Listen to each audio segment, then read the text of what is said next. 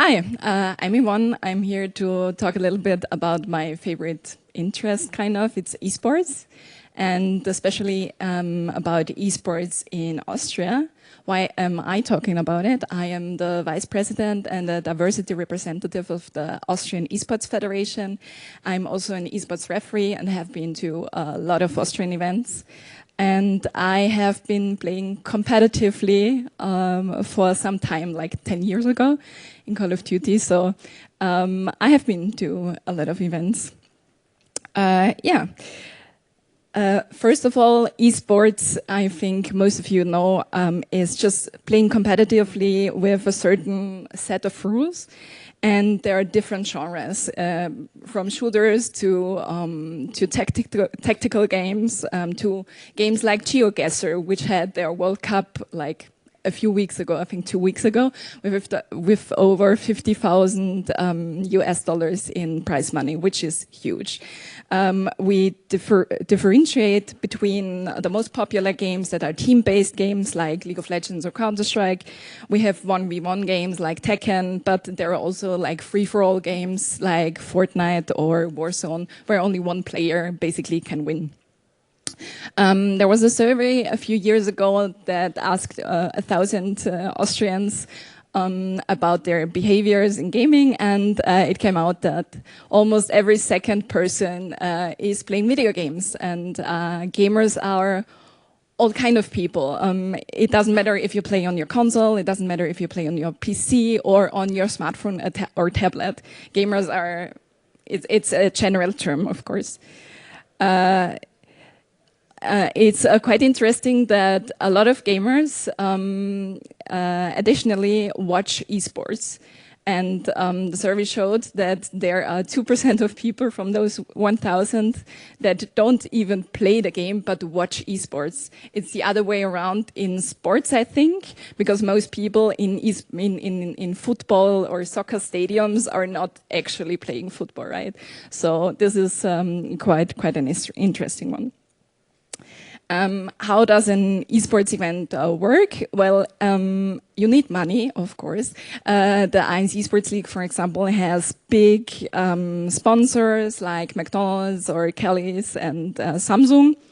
You have the crowd at place, if possible.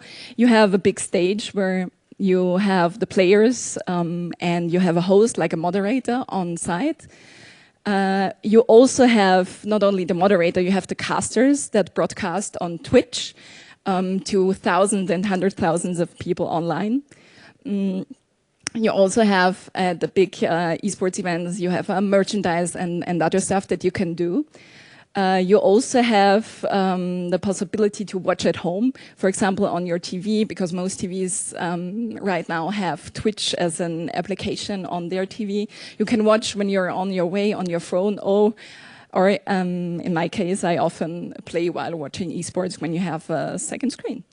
So yeah. How does an esports team work? Most of them, or internationally, most of them are enterprises. So they have like a fitness coach, they have a strict schedule on what to do, which interviews to give, content creation. They also have a mental coach and a lot of other people that support them in their doing. Esports players are not like, I'm playing 12 hours a day, Fortnite, for example. It's like a scheduled thing, like in school. So yeah.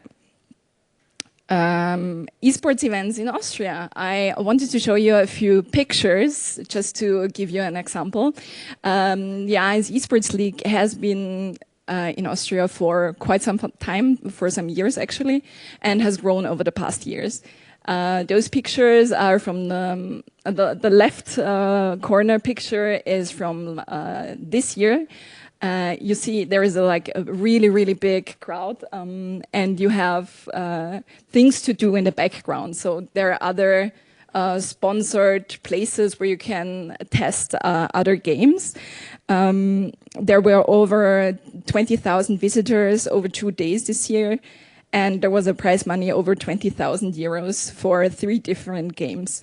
And with these big esports events, you also have like an indie area where you can show and test new games. You have a cosplay contest, you have merch, you have like a retro area where you can play pinball and other stuff. And you also have a TCG area where you can play with cards. At the INS Esports Festival, there was also one or two rooms, I think, where you could play Dungeons and Dragons, which is pretty cool. Another big event coming up next weekend is Game City.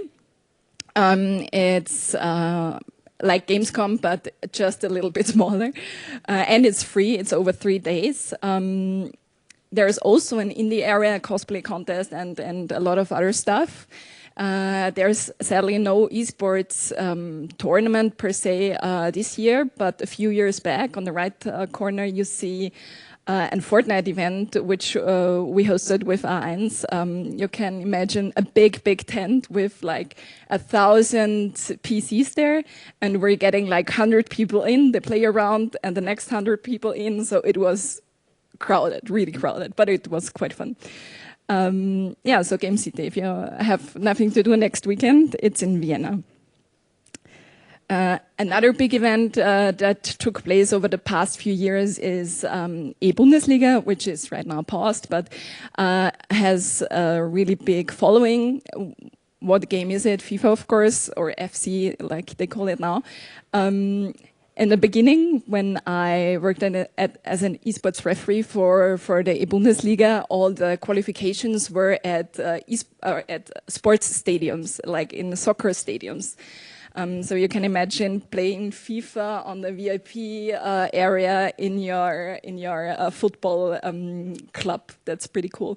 And all those big football clubs that play in the Bundesliga were part of the e-Bundesliga actually, and they made qualifications and they sent the best players with their dress basically to the finals in Vienna, which was broadcasted at Sky at some point. There are a lot of other events happening in Austria. For example, VCA, Level Up Salzburg, Vienna. There's Vulkanland at the end of the month, where Breakout and Charbreaks are taking place, and there's a Smash Monthly. So a lot of events that are public, and a lot of events that I did not listen because grassroots people, clubs do not make commercials for their events because it's like community based. Yeah, and what I did not listen on this page is there are also esports leagues in universities or in schools, or in my case, even at work.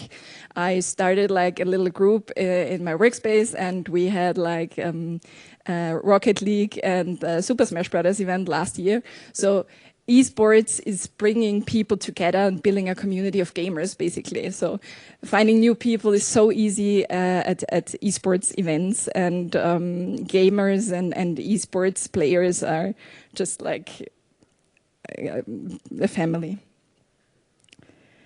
And last but not least, I wanted to mention something that did not die. It's still alive, LAN partners. I'm pretty sure most of you know what that is. You bring your own PC basically to a certain location and play whatever game you want. The biggest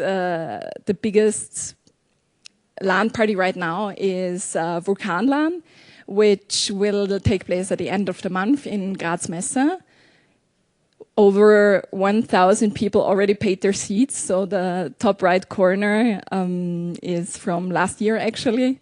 So that's going to be fun.